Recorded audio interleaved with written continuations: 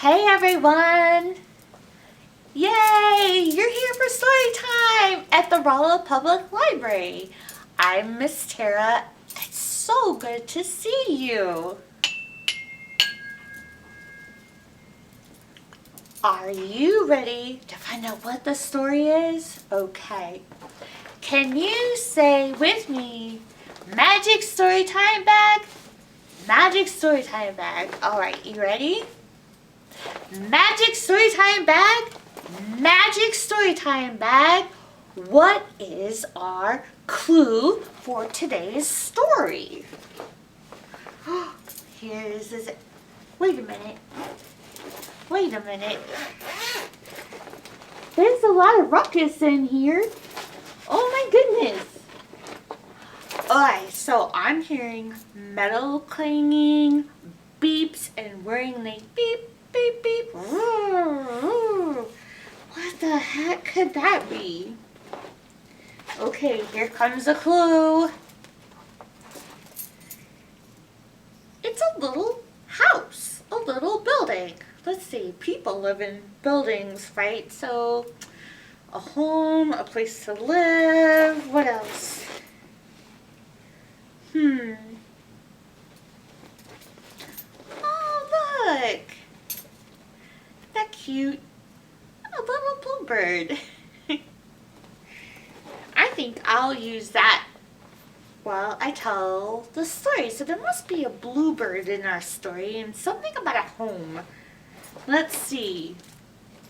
The Robot and the Bluebird by David Lucus. Ah, the robot. They're machines. Maybe that was all the whirring and beeping I heard.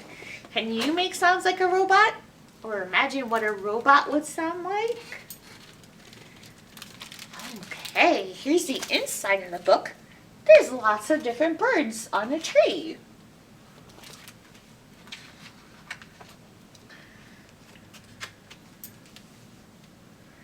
The Robot and the Bluebird. I see a bluebird there and there. And here's the bluebird. So are you using your eyes for watching, your ears for listening?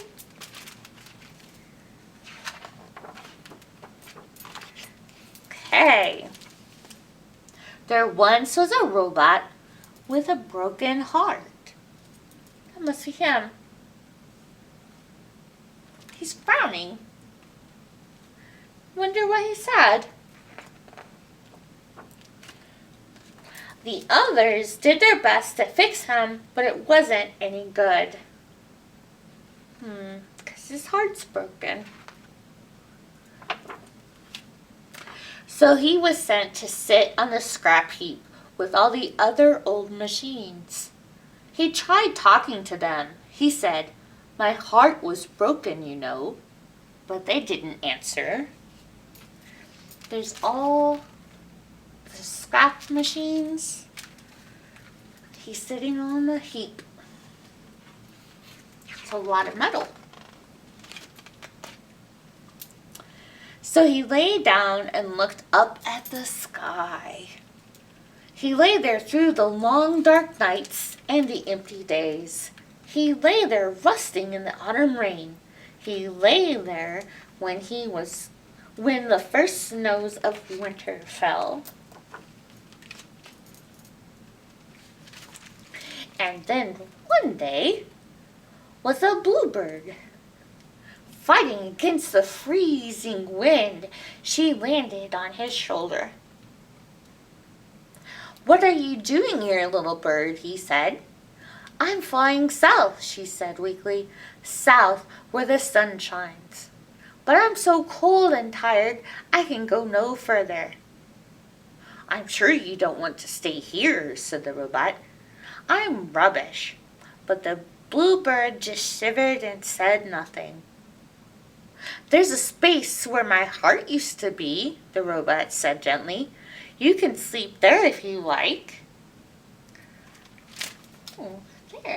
He opened up his heart space. And there's a little bluebird. She went into the robot. So the bluebird settled down to sleep on a nest the robot made. Looks like it scrapped wires for the nest. And as the robot looked out into the night, he was astonished to feel as if he had a warm, living, beating heart. And when the bluebird fluttered, he felt as if his own heart were fluttering. Flutter, flutter, flutter.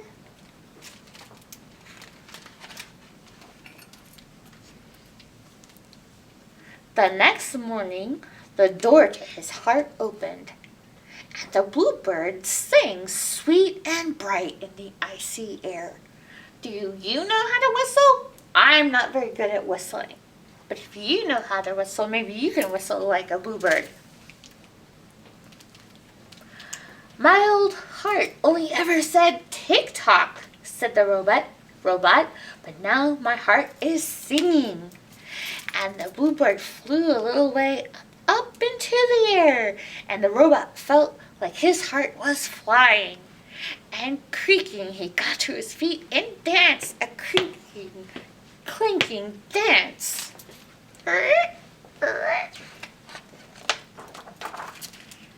I wish I could live in your heart, said the bluebird, but I'll die of cold if I stay here.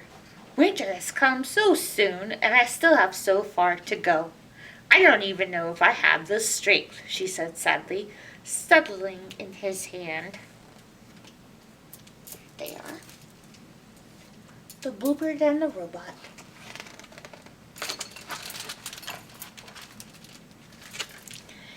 Then let me carry you, said the robot. I'll carry you in my heart and shelter you from the cold and storms. Yeah, it's starting to snow and it's getting icy. And so he carried her in his heart across frozen wastes, over towering mountains, through blizzards and fog, until he was deathly tired and his joints groaned with every step. Well, it looks like they're in the mountains now. And when at last the sun shone, he opened the door to his heart, and out flew the bluebird, singing and twittering thank yous. The robot lifted his arms toward her, but he couldn't take another step.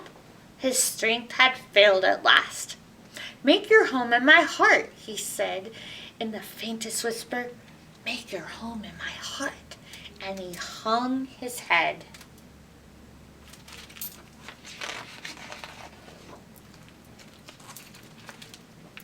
And the bluebird lived in his heart always. And the robot stands there still, his arms outstretched like an old hollow tree. Home every year to singing birds. Oh, so the robot became the home. Remember the clue that came out of the story bag? The end. Well, thank you so much for being here at Storytime. I hope you'll come to the library, find some of our other books we have about robots and birds, and you can pick up a grab-and-go craft bag. I wonder what it'll be this week. Could be a mystery. Bye!